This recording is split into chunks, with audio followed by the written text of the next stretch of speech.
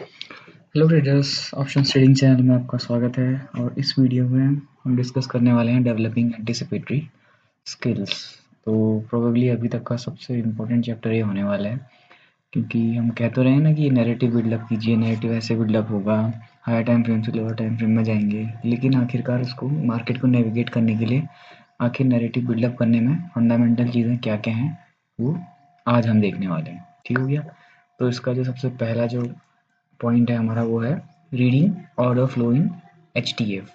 Higher time frame में order flow को read करना, यानी कि किस तरीके से प्राइस एक्शन किसी भी तरीके के जो PD अरेज जो हमारे हैं उनको रिस्पेक्ट करता हुआ किस डायरेक्शन की ओर को मूव कर रहा है, सबसे पहले हम वो हायर टाइम फ्रेम में देखते हैं। जैसे अभी वीकली टाइम फ्रेम में है तो हम ऑर्डर फ्लो को रीड करेंगे, और बहुत ज़्यादा मुश्किल काम नहीं है, ईजिली आपको दिख सकता है कि यहाँ पर हायर टाइम फ्रेम में प्राइस अप ट्रेंड में था, फिर डाउन ट्रेंड में आया, फिर एक अप ट्रेंड में आया, और करंटली अभी डाउन ट्रेंड में ट्रेड कर रहा है। और सिर्फ ऐसे ही नहीं कि सिर्फ एक ट्रेड कर रहा है, जबकि एक बेरिश ऑर्डर ब्लॉक से रिजेक्शन भी ले रहा है। तो जो ऑर्डर ब्लॉक्स और इम्बैलेंसेस हमने पढ़े हैं वो सारे ही टाइम फ्रेम में अप्लाई होते हैं। आप देख सकते हैं जैसे कि ये ऑर्डर फ्लो है, यहाँ से ही मार्केट ने रिजेक्शन लेना स्टार्ट किया हुआ है। ठीक हो गया, और अभी भी उसी से रिजेक्शन ले रहा है। तो ये सबसे पहले है हायर टाइम फ्रेम के ऑर्डर फ्लो को एंटिसिपेट करना। ठीक हो गया। उसके बाद नेक्स्ट स्टेप हमारा आता है करंट वीक के लिए डीलिंग रेंज को फाइंड आउट करना। वो हमने लास्ट चैप्टर में एक बार डिस्कस भी किया हुआ था कि डीलिंग रेंज कैसे फाइंड आउट किया जाता है। जैसे इसमें एक एग्जांपल देखते हैं हम कि आने वाले हफ्ते के लिए हम डीलिंग रेंज देखेंगे, सबसे लेटेस्ट स्विंग हाई और स्विंग लो, और फिर हम देखेंगे कि प्राइस जो है करंटली वो प्रीमियम में है या डिस्काउंट में। ठीक है। ये सभी जो भी मैं टर्म्स यूज़ कर रहा हूँ उसके लिए सारे सब टर्म्स के लिए मैंने एक एक लेक्चर बनाया हुआ है, तो इसलिए बहुत ज़्यादा बड़ा मैं वीडियो को बनाने के फेवर में नहीं रहता हूँ। कंसंट्रेशन लूज हो जाता है इजीली, है ना, बहुत देर तक कंसंट्रेट करना इतना आसान काम नहीं है। ठीक है। थर्ड पॉइंट है हमारा looking for price displacement imbalance liquidity run to form a narrative. तो नैरेटिव बिल्डअप करने के लिए ये चीज़ें हमारे काम के लिए आती हैं। डिस्प्लेसमेंट माने कि एक big candle, big and healthy candle, healthy मतलब जिसमें बॉडी ज़्यादा हो और वीक छोटी हो, उसे कहा जाता है डिस्प्लेसमेंट। और जो एक कंसोलिडेशन रेंज से दूर जा रहा हो प्राइस, ठीक हो गया, ये डिस्प्लेसमेंट है। ये डिस्प्लेसमेंट है जिसमें बॉडी मेजर जो एरिया होता है वो बॉडी कवर्ड होता है और विच छोटी छोटी होती हैं, वो सारे ही कैंडल डिस्प्लेसमेंट कैंडल कहलाती हैं। तो नैरेटिव बिल्डअप करने के लिए डिस्प्लेसमेंट, इम्बैलेंसेस और लिक्विडिटी रन्स का यूज़ किया जाता है। यानी कि कभी भी आपको जिस डायरेक्शन में डिस्प्लेसमेंट हो रहा है, अगर उस डायरेक्शन में इम्बैलेंस दिखता है तो वो एक अच्छा खासा साइन होता है कि आप अपना नैरेटिव डाउन साइड का कर सकते हैं। ठीक हो गया। अगर डिस्प्लेसमेंट की साइड में क्या बिल्डअप होता है, इम्बैलेंस होता है, तो एक अच्छा खासा सिग्नेचर होता है वो आपकी डायरेक्शन सही होने के लिए। और लास्ट पॉइंट था इसका लिक्विडिटी रन, यानी कि जैसे यहाँ पर आप देख सकते हैं कि लोज और हाइज के आसपास बाय और सेल स्टॉप्स होते हैं। ये मैंने आपको पहले बताया हुआ है लिक्विडिटी वाले चैप्टर में, आप देख लीजिए वहाँ पर। जब भी एक लिक्विडिटी रन होता है यानी कि प्राइस ने लो को ब्रीच किया और उसके बाद ऊपर ही क्लोजिंग दे दी, यानी कि इसने सक्सेसफुल लिक्विडिटी रन की हुई है। तो ये भी एक हाई अच्छा चांस है यहाँ पर प्राइस के रिवर्सल होने का। जैसे एक एग्जांपल यहाँ पर भी बना हुआ है, इस हाई को डीलिंग रेंज हुआ कर इस वीक के लिए ये एक डीलिंग रेंज स्विंग हाई और लो रहा होगा।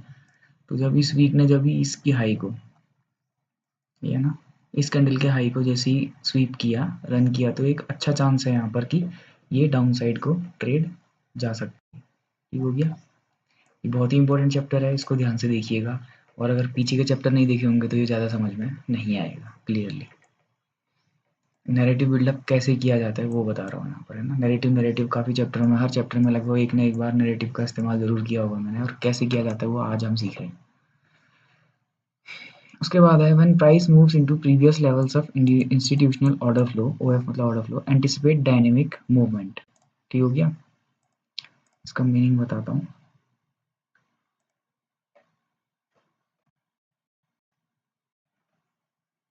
ओके। इसके कहने का मतलब ये है कि जैसे हमने हमारा प्राइस जो है ये हाई लेवल है, वीकली डीलिंग रेंज बनाने के काम आता है, हाई टाइम फ्रेम में। जब भी प्राइस हायर टाइम फ्रेम के ऑर्डर फ्लो के पास आए, और ऑर्डर फ्लो से मतलब है कि order block, imbalances, reaction block, breaker block, कुछ भी हो सकता है वो, जितने भी मैंने बताए, उसके पास आए तो आप ये एक्सपेक्ट कर सकते हैं कि डायनेमिक मूवमेंट यानी कि बड़ी बड़ी कैंडल वहाँ पर से रिजेक्शन ले सकती है। इतनी बड़ी ग्रीन कैंडल बनने के बाद क्या कारण था कि एकदम से मार्केट पलट गया? क्यों? क्योंकि हायर टाइम फ्रेम का प्रीमियम इम्बैलेंस यहाँ पर मौजूद था। ठीक हो गया? ये है एंटिसिपेटरी स्किल डेवलप करने के लिए इम्पोर्टेंट है कि हायर टाइम फ्रेम पे टर्निंग पॉइंट्स आप देख पा रहे हैं और पहचान पा रहे हैं। यहाँ पर भी ये दिखाई दे रहा है, ये इतनी 2-3 अटेम्प्ट यहाँ पर मार्केट ने इस एरिया में गुजारे, और उसके बाद जब ये प्राइस यहाँ पर डिप लेने के बाद फिर ऊपर को गया तो एक लिक्विडिटी रन यहाँ पर दिखाई दिया हमको। उससे हम एंटिसिपेट कर सकते थे कि इस कैंडल के बाद बुलिश मूवमेंट आ सकता है मार्केट में, और वही हुआ। हम केवल एंटिसिपेट कर सकते हैं और उसके बाद प्राइस जो भी कर रहा है उसके हिसाब से रिएक्ट कर सकते हैं। ठीक है, प्रिडिक्ट हम नहीं कर सकते। अभी यहाँ पर से ये देख सकते हैं कि प्राइस ने कैसी कैंडल बनाई है, वीक है ऊपर से और रिजेक्शन लिया हुआ है, तो हम केवल एंटिसिपेट कर सकते हैं कि नेक्स्ट वीक डाउन साइड जा सकता है करके। ये एक एंटिसिपेशन है। ठीक हो गया? कंफर्मेशन नहीं है, कंफर्मेशन प्राइस ही देगा कि मंडे को गैप अप होता है, गैप डाउन होता है, ऊपर भी जा सकता है, नीचे भी जा सकता है, लेकिन हमारा जो ओवरव्यू होगा वो यहाँ पर से अभी फिलहाल के लिए डाउन साइड का रहेगा लास्ट वीक की कैंडल को देखते हुए। ठीक हो गया? तो डायनेमिक मूवमेंट यानी कि काफ़ी स्ट्रॉन्ग और बड़ा मूवमेंट यहाँ पर से प्राइस का हो सकता है जब भी हायर टाइम फ्रेम के की प्राइस पॉइंट्स के पास आकर प्राइस रुकता है, तो वहाँ पर से जो हमें रिएक्शन देखने को मिलेगा वो स्ट्रॉन्ग रहेगा। और की प्राइस पॉइंट मतलब सारे पीडीआरएज और लिक्विडिटी, हाई स्विंग हाई और स्विंग लोस। ठीक हो गया? तो इस चैप्टर के लास्ट पॉइंट पर हम आ जाते हैं। Quick reaction from internal liquidity means wait for OB और FVG to form, price return to the OB then aim for external range liquidity. ये काफ़ी ज़्यादा गहरा और सबसे इंपॉर्टेंट पॉइंट है यहाँ पर कि इसका मतलब ये है कि इंटरनल लिक्विडिटी आपको पता होगा कि डेली से नीचे का जो टाइम फ्रेम है वहाँ पर जो भी लिक्विडिटी रेस्ट कर रही है कैंडल्स के अंदर वो सब इंटरनल लिक्विडिटी है। तो डेली बायस के हिसाब से आपको सबसे पहले ये एंटिसिपेट करना है कि ऊपर से अपसाइड मूवमेंट हो गया, डाउन साइड मूवमेंट होगा। और लास्ट डे का जिस तरीके से डीलिंग रेंज स्विंग हाई और स्विंग लोज में होती है उसी तरीके से बायस भी हम, जैसे यहाँ पर तो मैंने लास्ट कैंडल का हाई और लो लगा दिया, ये एक्सटर्नल लिक्विडिटी होगी, और स्विंग हाई और सबसे नियरेस्ट स्विंग लो, इनका कलर चेंज कर देता हूँ, इन पर भी एक्सटर्नल लिक्विडिटी रेस्ट कर रही होती है और यहाँ से भी काफ़ी डायनेमिक मूवमेंट हमें देखने को मिल सकता है।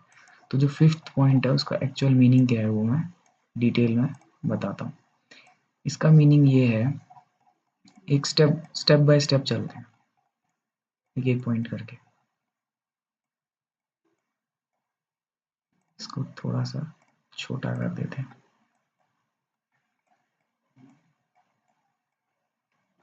आपको एंटिसिपेट करना है कि प्राइस कहाँ तक जा सकता है। ठीक है ना? अभी तक हमने स्टार्टिंग पॉइंट देखा था कि जो भी पीडीआरएज है वहाँ पर से प्राइस क्या होता है, रिजेक्शन लेता है, लेकिन कहाँ तक जा सकता है वो चीज़ हमने क्लियरली अभी फिलहाल नहीं देखी हुई है। ठीक है? Quick reaction from internal liquidity, ये इंटरनल रेंज लिक्विडिटी है। ठीक है?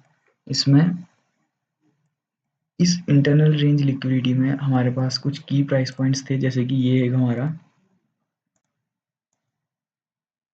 सीबी है। ठीक हो गया? Sell side imbalance, by side inefficiency.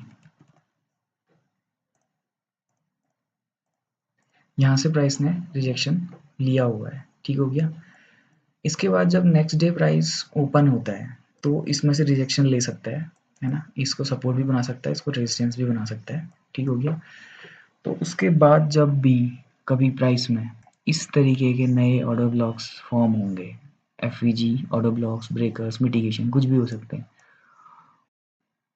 Internally हमें नेक्स्ट डे में उनके वेट होने का फॉर्म करना है। जैसे इस दिन हमने इसके फॉर्म होने का वेट किया था, ठीक है, इसके बनने का वेट करना है, और उनका यूज करते हुए हम क्या कर सकते हैं, ये है ना, प्राइस ने इसको फॉर्म किया, wait for OB FVG to form, FVG form हुआ,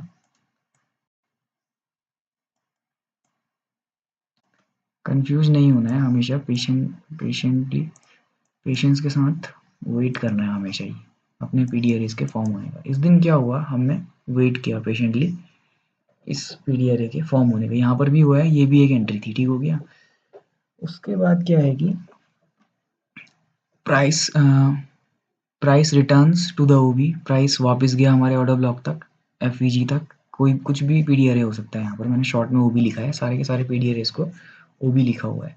then aim for external range liquidity, यानी कि यहाँ पर हम एक एक्सपेक्ट कर सकते हैं कि जो एक्सटर्नल रेंज लिक्विडिटी हमारी है, यानी कि यहाँ पर प्राइस लौटने के बाद हम डेली टाइम फ्रेम में ये देख सकते हैं कि सबसे नियरेस्ट एक्सटर्नल रेंज लिक्विडिटी कहाँ पर है। ये तो इसी दिन की है ये। हम ये एंटिसिपेट कर सकते थे कि यहाँ पर अगर हमारा सीबी फॉर्म हो रखा है इस प्राइस में, अभी इससे नीचे की कैंडल बनी नहीं है, ठीक हो गया, इमेजिन कीजिएगा, तो हम एक्सटर्नल रेंज में जाकर के, यानी कि ये लो और फाइनली ये लो, ये एंटिसिपेट कर सकते हैं कि इनमें प्राइस ट्रेड कर सकता है। अब छोटे टाइम फ्रेम में वापस जाते हैं,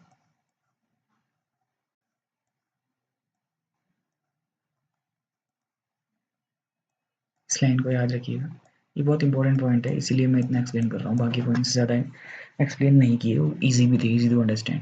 ये तो खैर इसी दिन का लो है, लास्ट में फॉर्म हुआ है। यहाँ इस ओबी में बनने के बाद इन 3 लेवल्स पे मार्केट ट्रेड कर सकता है, यानी कि हमें यहाँ पर एंटिसिपेट ये करना है कि मार्केट यहाँ पर से हम अपना प्रॉफिट बुकिंग के लिए जा सकते हैं रिजेक्शन पर। तो क्या हुआ, इस ओबी के ये वाली लाइन तो बहुत ही पास थी, इसको पहले ही मार्केट ट्रेड कर चुका है, तो ये तो वैसे ही एलिमिनेट हो जाएगा, बची ये 2 लेवल्स। तो मार्केट ने यहाँ पर से ट्रेड करते हुए इस एक्सटर्नल लिक्विडिटी को हंट किया है, ठीक है। इस फर्स्ट कैंडल में ही भी एग्जिट किया जा सकता था, नहीं तो एक मौका और दिया है मार्केट ने एग्जिट होने का, ठीक हो गया। ये था इस पॉइंट का मतलब, यानी कि quick reaction from internal liquidity से क्विक रिएक्शन हुआ, ठीक हो गया। ये पूरी इंटरनल लिक्विडिटी है, जितनी भी कैंडल हैं, quick reaction from internal FVG, price returns, है ना, then aim for external range liquidity, ये है इसका सिंपल सा मीनिंग। अभी जब नेक्स्ट डे होगा तो नेक्स्ट डे भी हम इसी तरीके के एक सीबी या बीसी का या फिर कोई भी तरीके का जो ऑर्डर ब्लॉक मिटिगेशन वगैरह फॉर्म होने का वेट करेंगे, और उसके बाद लास्ट डे के हाई और लो तक हम टारगेट वहाँ से कर सकते हैं डेली बायस को ध्यान में रखते हुए, ठीक है। ये इसका मतलब हायर टाइम फ्रेम से लोअर टाइम फ्रेम में जाते हुए डीलिंग रेंज बनाते हुए हम ये एंटिसिपेट करेंगे कि डिस्प्लेसमेंट इम्बैलेंस फॉर्म होगा हमारे फेवर में, यानी कि हमारा जो बायस रहा होगा उसमें, उसके हिसाब से हम देखेंगे कि जब भी हाई लेवल का जो हायर टाइम फ्रेम के जो भी पीडी एरियाज होते हैं वहाँ से प्राइस रिजेक्ट करता है तो बड़े मूव हमको देखने को मिल सकते हैं, और उसके बाद हम छोटे टाइम फ्रेम में आकर के ये देखेंगे कि हमारे जो पीडी एरिया फॉर्म हुए हैं वहाँ पर से अगर प्राइस रिजेक्ट करता है तो हम एक्सटर्नल लिक्विडिटी को टारगेट कर सकते हैं। तो अभी तक के जितने भी चैप्टर हमने देखे हैं उसमें हमने पीडी एरियाज बनाना सीखा है, उसके बाद हमने ये देखा है कि नैरेटिव कितना इम्पोर्टेंट होता है, और इस चैप्टर में हमने देखा कि कैसे हम उस नैरेटिव को ध्यान में रखते हुए प्राइस मूवमेंट एंटिसिपेट कर सकते हैं। ये जो है ये इतना इम्पोर्टेंट चैप्टर है कि सिर्फ इसी चैप्टर की एंटिसिपेटरी स्किल्स को डेवलप करने में सालों लग जाते हैं, ठीक हो गया। इतना आसान नहीं है कि आपने 10 ट्रेड पकड़ी और आपको आ गया। तो मेरी बात ध्यान रखिएगा, इस वाले लेक्चर को बार बार देखना, रोज़ ट्रेड प्लान करने से पहले एक बार देखना कि कैसे स्टेप वाइज प्रोसेस फॉलो करना है, किस किन पीडी एरेज में एंट्री लेनी है, वो बताएगा आपका क्विक मूवमेंट, है ना। अगर प्राइस का मूवमेंट फास्ट मूवमेंट होता है, जैसे यहाँ पर होता है डायनेमिक मूवमेंट, है ना, तो वही बताता है आपको कि हायर टाइम फ्रेम का जो बायस है वो हमारे साथ है, ठीक हो गया। इसको हर ट्रेड से पहले इस लेक्चर को देखना, ध्यान रखना, और इससे ही ट्रेडिंग में सुधार आ सकता है, ठीक हो गया। Thank you for watching, subscribe करना ना भूलिएगा चैनल को।